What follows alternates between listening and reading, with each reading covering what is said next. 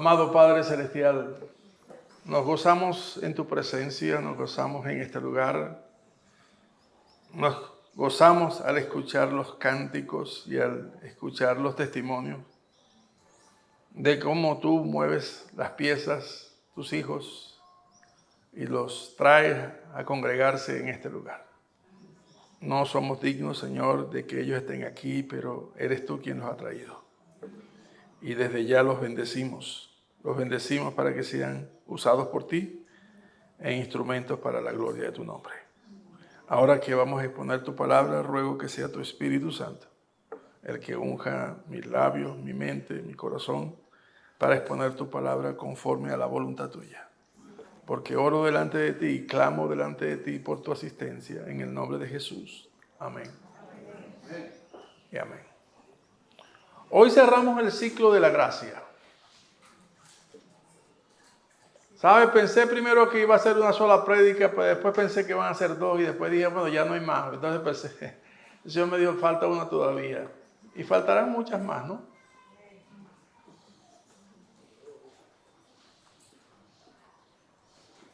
Hermano, cuando he pensado sobre esto, la gracia de Dios, la semana pasada hablábamos sobre el concepto de la gracia, ¿verdad? Y quiero repetirlo, quiero otra vez llover sobre mojado y decir, bueno, la gracia consiste, ¿en qué consiste la gracia? Es una virtud que está en Dios, la cual es transferible. Es la virtud que está en Dios, que hace al hombre que está imposibilitado por su propia condición de tener comunión con Dios, de volver a tener comunión con Él. Está imposibilitado. No hay manera de que el hombre pueda volverse a Dios por su propia convicción o por su propio entendimiento. No hay. Porque la palabra dice que nosotros éramos tinieblas, las mismas tinieblas. No hay manera de que el hombre pueda volverse a Dios. A menos que, como dice el Señor Jesucristo, todo el que a mí viene es porque mi Padre lo trae. Por eso dijo, los que me diste del mundo, tuyos eran y me los diste. ¿Me entiendes? O sea, nadie viene a Cristo por su propio medio, sino por la voluntad de Dios. Y en eso infiero de que si usted está aquí es por la voluntad de Dios. No soy arrogante, tengo convicción. Si usted está aquí es porque Dios le ha traído a este lugar. Ahora, lo que usted tiene que descubrir es el propósito por acá. ¿Para qué me trajiste a este lugar?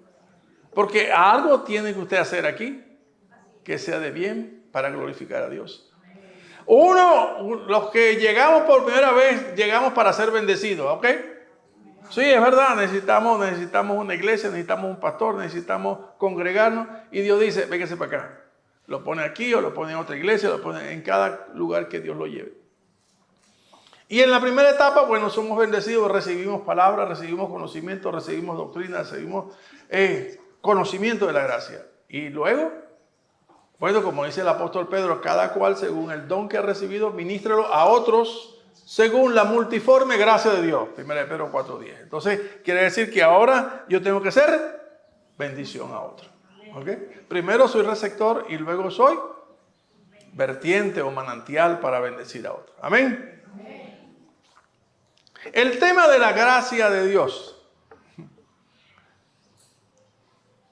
es un tema controversial. ¿Sabe por qué? Al hombre le cuesta entender, a nosotros, nuestra mente cuadriculada, nos cuesta entender que Dios pueda hacer algo como darnos el perdón, siendo que hemos sido unos...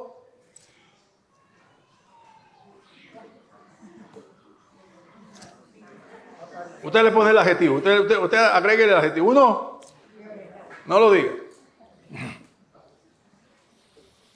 Si hemos sido, como dice la palabra, lo vil del mundo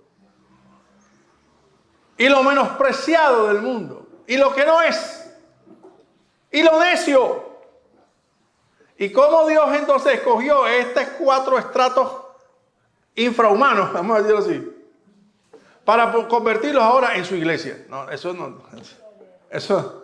no sé cómo usted puede medir eso, si es que lo puede medir. O sea, ¿cómo se puede imaginar eso? No sé. Ahora, Si usted confiesa a Cristo como Señor de su vida, entonces con esa confesión no la hace usted porque ahora tiene convicción, no, es porque Dios le da ese alumbramiento, esa iluminación para decir, tienes que hacerlo. Todo para la gloria de Dios. O sea, es Dios quien lo hace para su propia gloria. Ahora bien, cuando usted tiene todo ese conocimiento,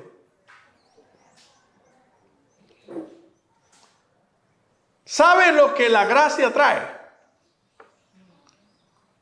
La gracia trae ese restablecimiento de la relación con Dios. En otras palabras, la gracia trae, primero que todo, fe, como ya lo dije.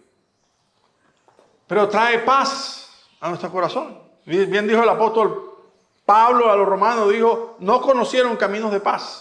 El hombre, nadie conoce lo que es paz con Dios, a menos que Dios obre por medio de su gracia para reconciliarlo consigo mismo. Ahora, hermano, cuando pienso acerca de la gracia de Dios,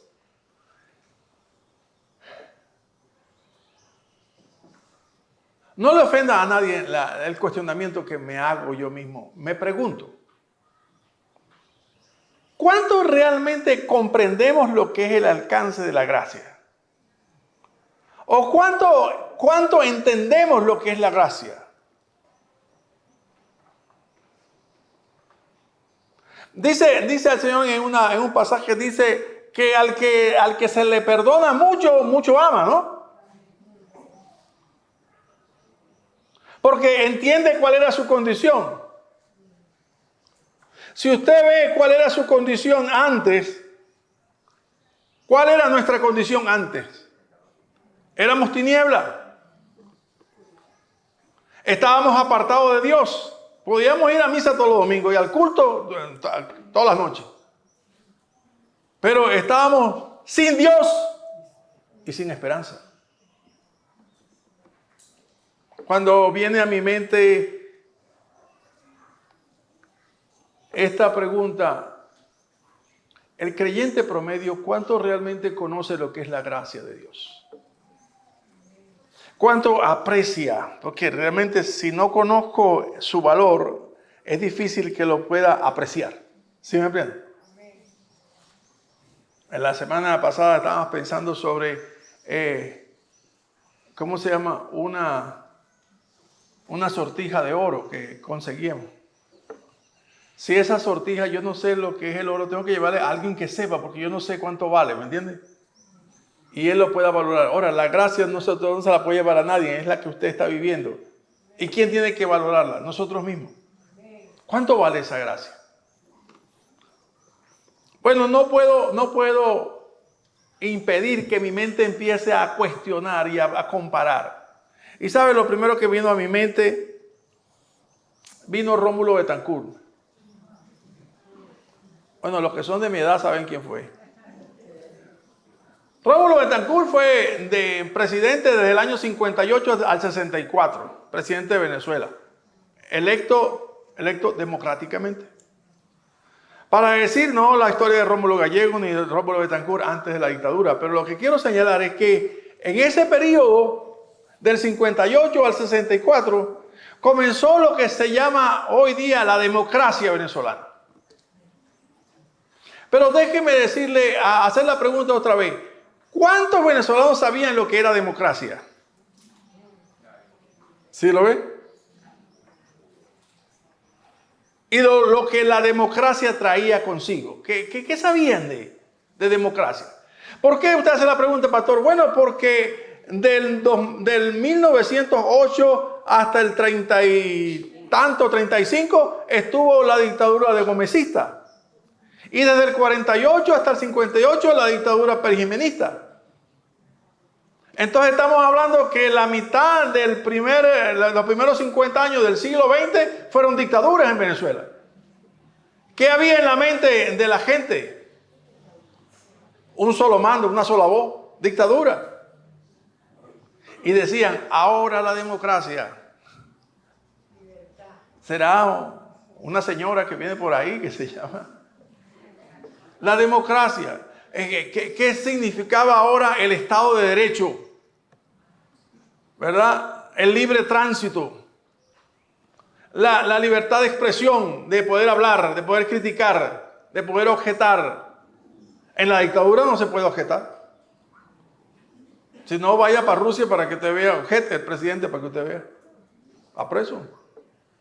En los regímenes totalitarios, como en Norcorea, vaya y haga algún comentario contra el presidente. ¿Para qué? No puede. Pero usted dice, en un Estado democrático usted tiene el derecho al voto, usted tiene derecho al tránsito, usted tiene derecho a muchos derechos. ¿Sabía eso el venezolano en esa época? Déjeme añadirle algo más en la estadística venezolana. Es que el 60%, casi el 60% eran analfabetas. No sabían leer ni escribir.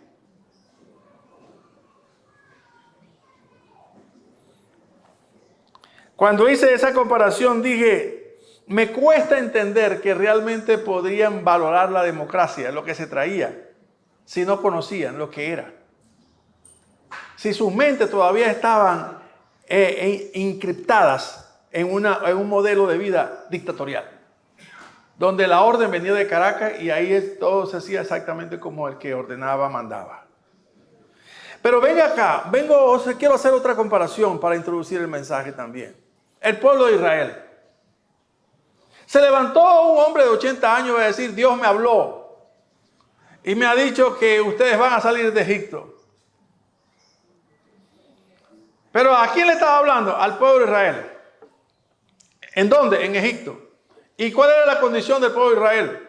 Habían sido esclavos por 400 años. O sea, si usted pone una generación de 80 años, estamos hablando de 5 generaciones atrás. O sea, no olían a esclavitud, miraban esclavitud y pensaban en ser esclavos. No podían hacer más que ladrillo. O sea, no tenían otra cosa en su mente.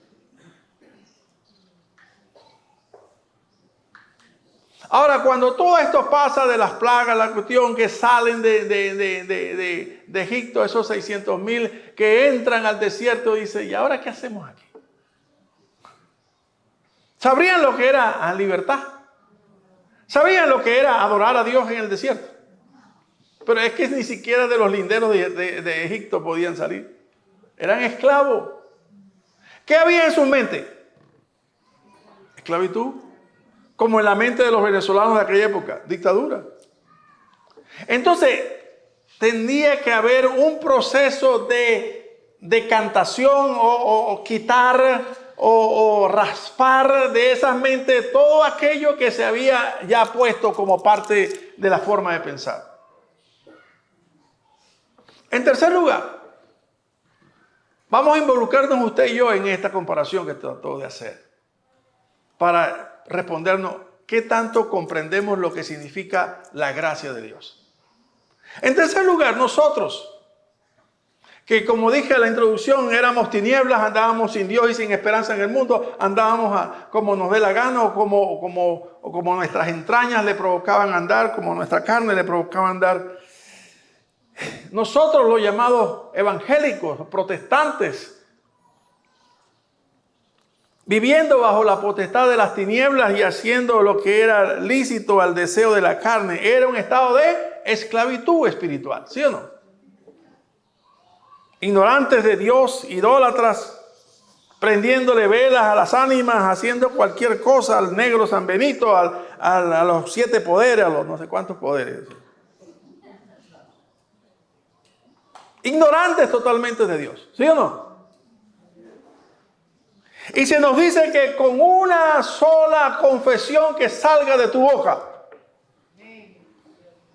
con una sola declaración de tu boca que diga Jesús es el Señor, con esa declaración inmediatamente Dios te da un pase al reino de los cielos y te hace ciudadano del reino de los cielos.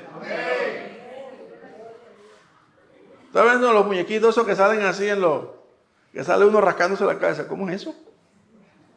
Porque por la gracia de Dios, Dios alumbró tu corazón y te ha dado entendimiento para comprender lo que es ahora vivir en la fe de Dios.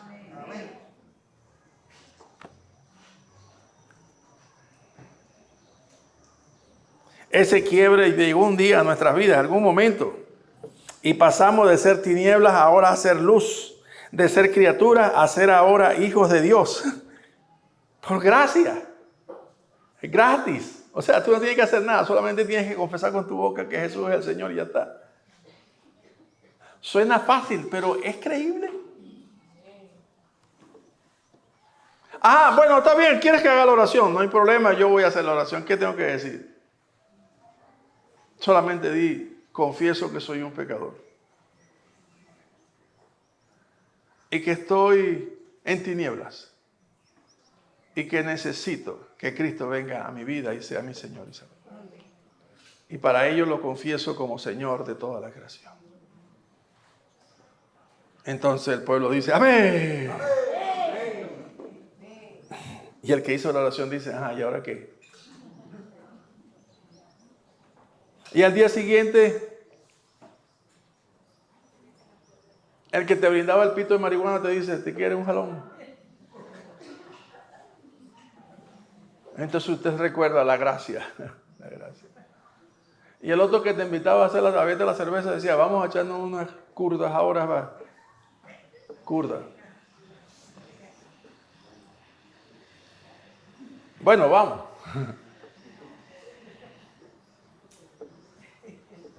¿Se dan cuenta de lo que trato de explicarles? Tratar de entender la gracia no es fácil. No venda un evangelio barato. No. No es fácil. Se necesita de un proceso para ir masticando, rumiando, para ir entendiendo lo que significa crecer en la gracia. Porque si no, óigame bien, entonces usted piensa dar brincos y gritos que no sabe lo que está diciendo. Y dice amén cuando no debe decirle. Y se tira al piso porque los demás se tiran al piso. Y van y venden su carro y lo dan al pastor porque los demás dijeron que lo malo iban a hacer. Y son víctimas de los lobos. De eso está llena la palabra de Dios en la Biblia, en los registros históricos. Por eso en 2 de Pedro capítulo 3.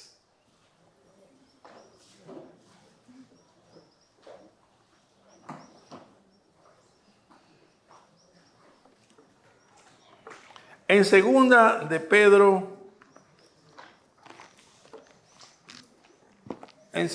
Pedro, capítulo 3.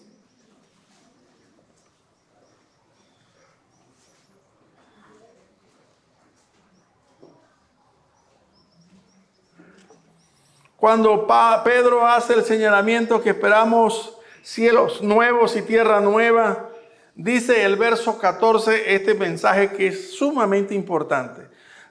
Por lo cual, oh amados, estando en espera de estas cosas, ¿qué esperamos nosotros? ¿Cuál es la esperanza del creyente? La gloria. ¿Qué esperamos nosotros? Ser arrebatados en las nubes para estar con el Señor para siempre. ¿Qué esperamos con nosotros? Cielo nuevo y tierra nueva. Entonces dice, bueno, estando persuadidos de que esto va a pasar y estando en espera de estas cosas, dice el apóstol Pedro, procurar con diligencia ser hallados en él sin mancha e irreprensible en paz. No quiero tomar más contigo, no quiero jalar más el pito de marihuana, quiero ser hallado en el Señor, ¿verdad? Fiel. 15. Y tener entendido que la paciencia de nuestro Señor Jesucristo es para salvación, como también nuestro amado hermano Pablo, según la sabiduría que le ha sido dada, nos ha escrito. Casi en todas sus epístolas, hablando en ellas de estas cosas, entre las cuales hay algunas difíciles de entender, las cuales los indoctos, óigame bien, las enseñanzas de Pablo, dice, las cuales los indoctos e inconstantes tuercen, como también las otras escrituras del Antiguo Testamento, para su propia perdición. Usted no puede modificar lo que está escrito. No podemos añadirle ni quitarle.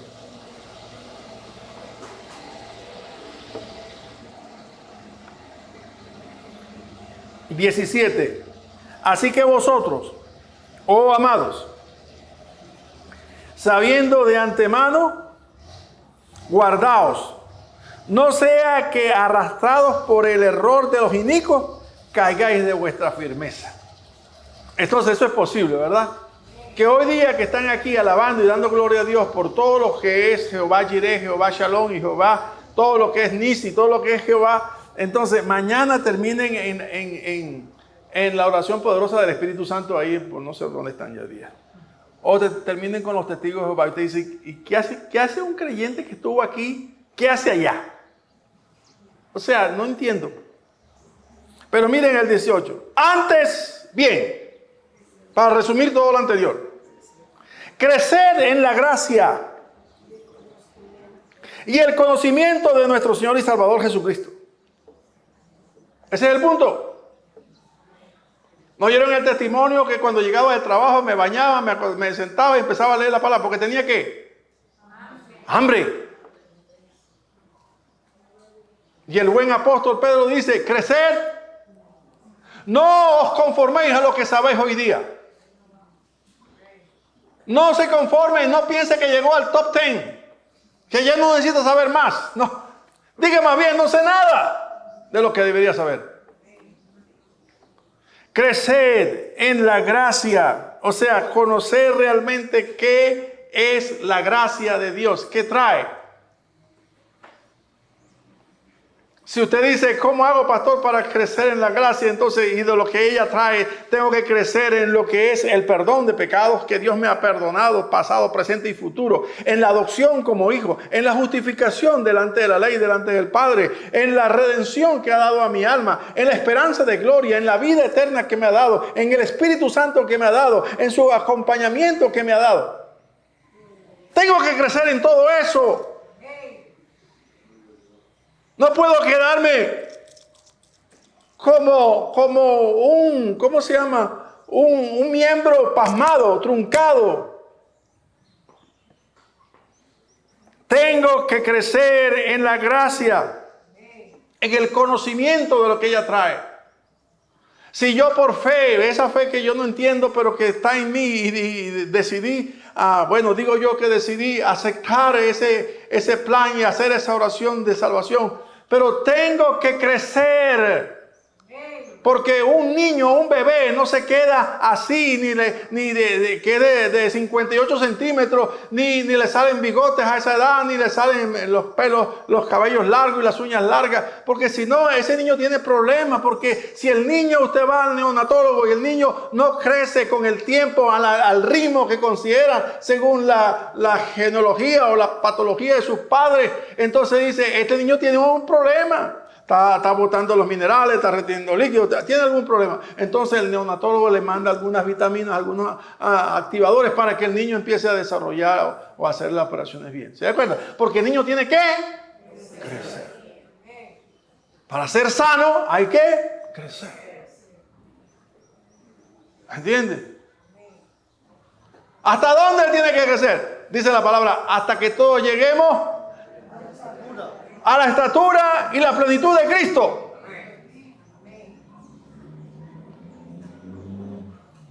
Dígame, si Cristo mide 10 metros, ¿cuántos lleva usted en el conocimiento de Él? No diga nada. Quédese así mejor. Entonces, esta es la exhortación de la introducción, al crecer en el conocimiento. Aunque al principio puede ser, pastor, si es verdad, tiene razón, yo no entendía nada de lo que todo esto significaba, era para mí difícil de entender, pero bueno, yo quiero crecer. Bueno, para eso Dios te tiene en la iglesia, para crecer. Ahora, no piense que usted va a crecer después que escuche la prédica del pastor, que con todo amor, toda pasión se lo riega sobre todo. No. Usted tiene que ir a la escuela dominical y caerle a preguntas a su pastor. Yo tengo varios aquí que cuando llegaban a la escuela dominical yo no sé si quería que llegaran o que se fueran. Porque me hacían cualquier cantidad de preguntas cuestionándolo todo lo cuestionaba.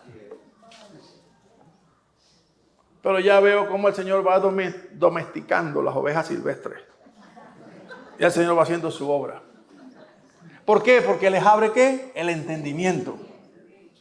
¿Me entiende? No es persuasión del pastor, ni dialéctica, ni nada de eso. Es simplemente que Dios va haciendo crecer la buena semilla en sus corazones. Punto número 1. Entonces, quiero añadir a todo lo que hemos hablado, o repetir sobre todo lo que hemos hablado, que Dios es el creador de la gracia. Óigame bien, Dios es el creador de la gracia. Así que la gracia no es una doctrina neotestamentaria. La gracia es una doctrina bíblica. La gracia es una doctrina bíblica porque cuando entendemos que es el medio de un don, de algo que Dios da o que Dios llama, ¿verdad? Cuando es así, quiere decir que no antepuso una meritocracia para dar aquello o hacer aquel llamado. Veamos, por ejemplo, Abraham. ¿Dónde vivía Abraham? ¿En medio de qué gente vivía Abraham? En el valle de Mesopotamia, en Ur de los Caldeos. ¿Ahí vivía Abraham? Sí, ahí vivía Abraham. Venga conmigo entonces a Génesis capítulo 12. En el versículo 1 dice, pero Jehová había dicho a Abraham. Hasta le cambió el nombre. Abraham. Vete de tu tierra y de tu parentela y de la casa de tu padre a la tierra que yo te mostraré. Y haré de ti una nación grande y te bendeciré y engrandeceré tu nombre y serás bendición. Bendeciré a los que te bendijeren y a los que te maldijeren maldeciré. Y serán benditas en ti toda la familia de la tierra. Ahora pregunto, ¿qué mérito había en Abraham antes para que Dios lo hubiese escogido como el llamado hoy padre de la fe? ¿Qué mérito había en Abraham? ¿No era Abraham un platero? ¿No era Abraham un idólatra? Entonces, ¿qué mérito había? Ninguno. Y si no había mérito, entonces era ¿por qué? Por gracia. ¿Había algún mérito en Abraham? Ninguno. Entonces, si Abraham fue escogido por Dios, fue escogido por gracia. La gracia divina vino sobre este hombre a esa edad y lo escogió para ser bendición y para ser el canal a través del cual él habría de bendecir, óigame, toda la familia de la tierra. Por eso cuando usted hace su oración en su casa, óigame, y usted en un momento dice, Señor, en esta hora bendigo a Israel. Bendigo al pueblo de Israel. Dígalo conmigo, bendigo al pueblo. ¿Sabe lo que dice la palabra? La promesa de Dios dice, bendeciré al que te bendijere. ¿Sí? La bendición de Dios por gracia también vino a través de Moisés. ¿Quién era Moisés? Un fugitivo, homicida. Ese era Moisés. Era ya un hombre que estaba, ¿cómo se llama? Fuera de los linderos de Egipto y Midian. Y era simplemente un ovejero. Trabajador de su suegro. Pero Dios escogió a Moisés. No por los méritos de Moisés. No fue por méritos. Fue por gracia. Por eso digo, el Dios de gracia, como dice la palabra, Dios es Dios de gracia. Y su trono, trono de gracia es. Porque nadie podrá ponerse en pie en su presencia por sus propios méritos. Porque dice el profeta que nuestras mejores obras son como trapos de inmundicia delante de ti.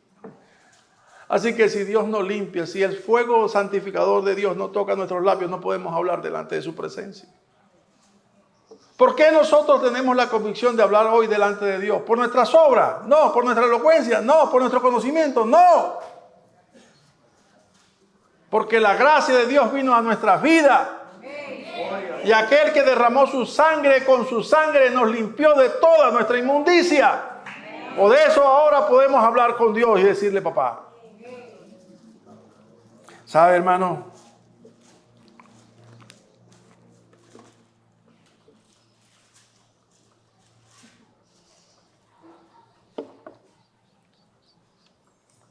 Venga conmigo a Deuteronomio 33. Yo casi estoy seguro que muchos de los que están aquí es primera vez que van a leer este texto.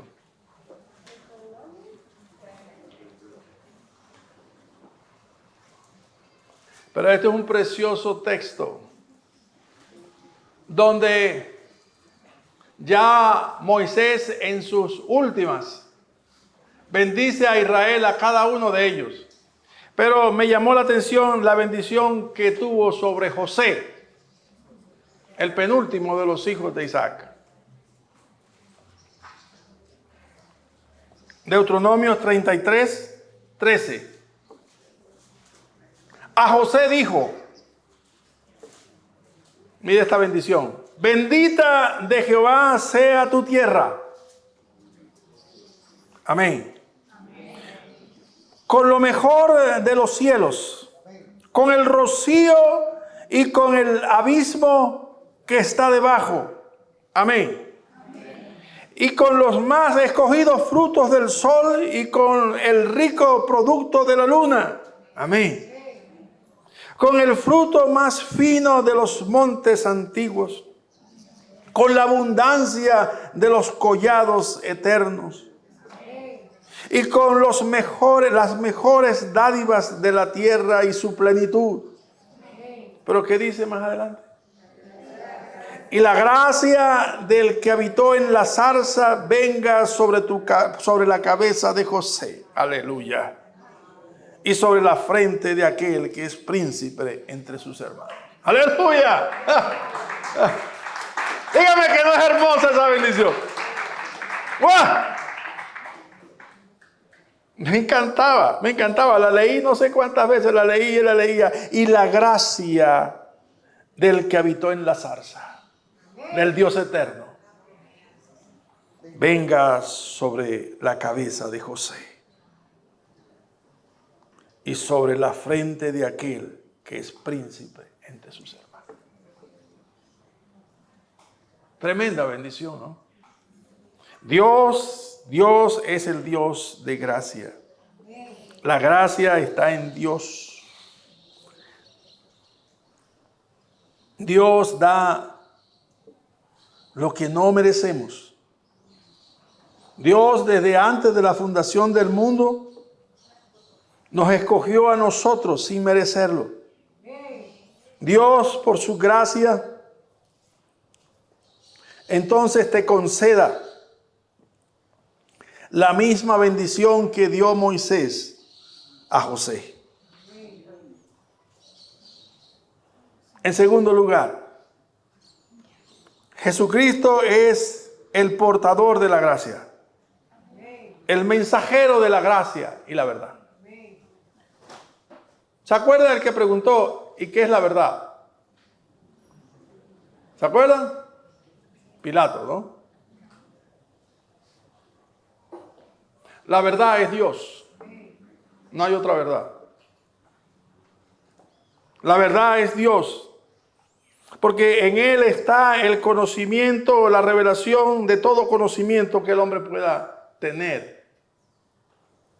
¿Se acuerdan que dijo el apóstol? Todo don perfecto procede del Padre de las luces, en el cual no hay variación ni sombra de variación. Todo el conocimiento está en Dios. Por eso Dios le dio conocimiento de la ciencia al hombre. Y la ciencia se ha desarrollado no porque el hombre es inteligente, es porque Dios le ha dado revelación y conocimiento. Está en Santiago capítulo 1. Toda buena dádiva y todo don perfecto desciende de lo alto, del Padre de las luces, en el cual no hay mudanza ni sombra de variación. De su voluntad nos hizo nacer por la palabra de verdad, para que seamos primicia de sus criaturas. Entonces, el conocimiento de Dios, es por medio, el conocimiento de la gracia de Dios es por medio de ¿quién? De nuestro Señor Jesucristo. Si usted va conmigo, viene conmigo a Juan capítulo 1, en el verso 16. Juan capítulo 1.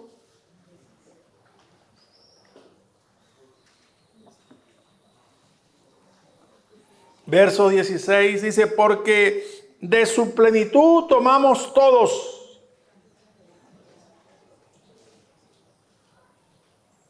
Y gracia sobre gracia. Pues la ley por medio de Moisés fue dada, pero la gracia y la verdad vinieron por medio de Jesucristo.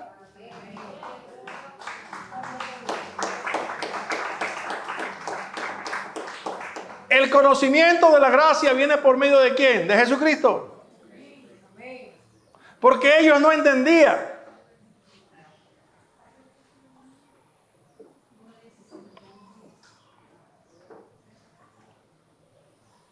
Decía aquí, quien quiera conocer a Dios, 2 puntos, la verdad, tiene que conocer al Hijo. Quien desee la libertad de cualquier atadura en su vida, debe de confesar al Hijo como su Señor. Quien desee comunión con Dios, tiene que venir primero al Hijo. Quien pretenda hablar con Dios, tiene que permisarlo el Hijo. Quien pretenda ver a Dios, tiene que verlo en el Hijo. Quien quiera pedir algo a Dios, tiene que hacerlo en el nombre del Hijo. El Hijo lo tiene todo. No hay otro camino al Padre sino por Él.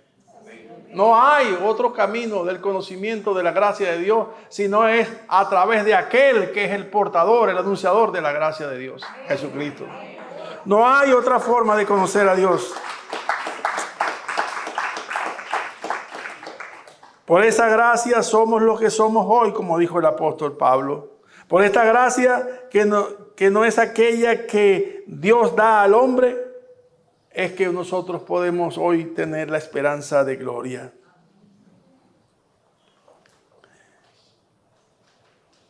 Sin la encarnación del Verbo,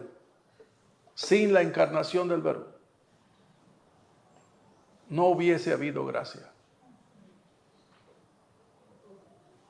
Sin la encarnación del Verbo eterno de Dios, no hubiese habido gracia para nosotros. Estaríamos todavía sujetos a una ley, que la ley lo que nos hace recordar es nuestra condición de pecadores y nuestra imposibilidad de tener comunión con Él. Por eso yo quería traerles hoy lo esencial de estas 3 mensajes. ¿Cuál, pastor? El portador de la gracia. Porque sin Él, si Él no se hubiese despojado de su gloria, si Él no se hubiese hecho hombre, si Él no hubiese sido obediente, si Él no hubiese muerto en la cruz y haber dado su cuerpo y su sangre derramado por nosotros, no habría gracia. ¿Por qué? Porque Dios es justo y la justicia de Dios se cumple en Él. Y por Él ser declarado justicia de Dios en nosotros, somos nosotros declarados justos hoy día. Por gracia.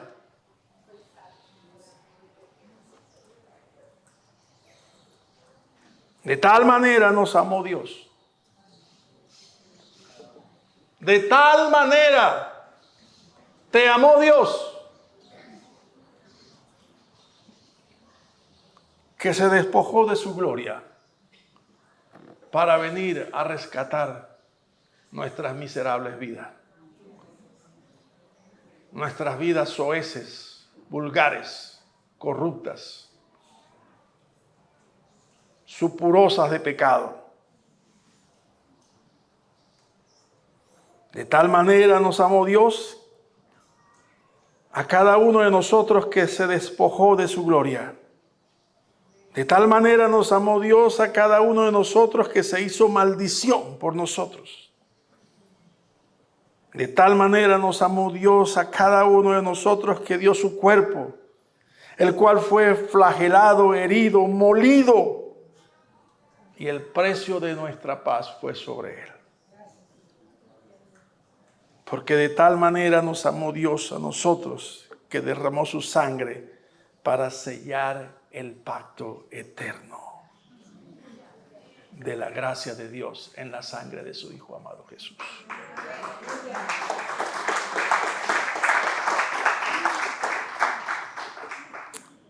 Sí.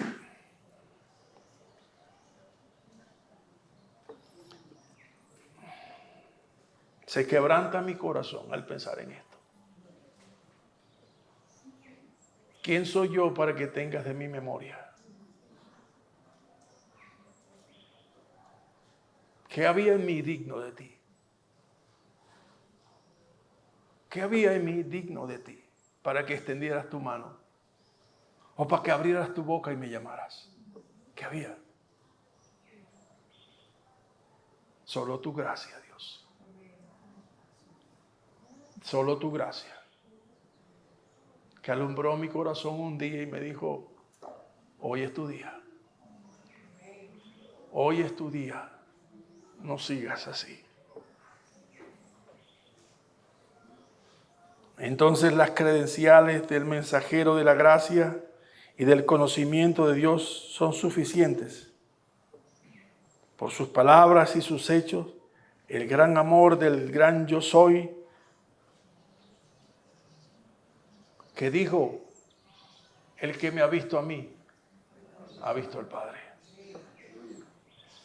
Por eso nosotros cuando entregamos nuestras vidas a Él, no la entregamos nosotros, es Él quien nos rescata de nuestra vana manera de vivir.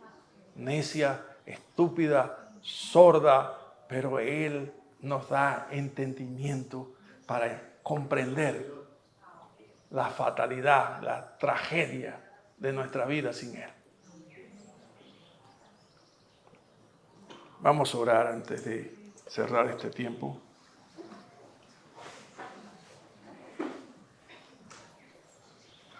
Y si en esta mañana usted está aquí, no me diga que es bautizado, no me diga que viene a la iglesia, no me diga nada de eso. Pregúntese usted mismo si Cristo realmente es Señor en su vida. Porque si no es Señor, tampoco es Salvador. Primero tiene que ser Señor para que haya salvación. Por eso Tomás le dijo, Señor mío y Dios mío.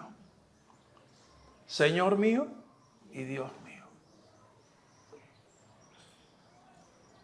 Ahí donde está, sí, yo sé lo que va a decir pastor, una oración, sí, haga la oración. Haga una sencilla oración. Y repita ahí donde está conmigo, reconozco que soy un pecador. Reconozco, oh Dios, que soy un pecador. Y que no tengo esperanza de estar mi eternidad contigo.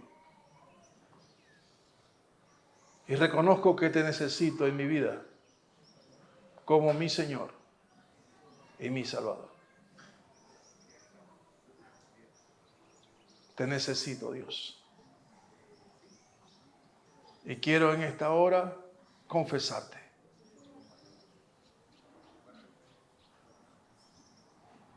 Porque oro delante de ti en el nombre de tu Hijo amado Jesús.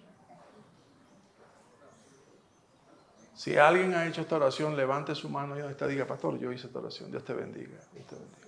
Dios te bendiga. Dios te bendiga.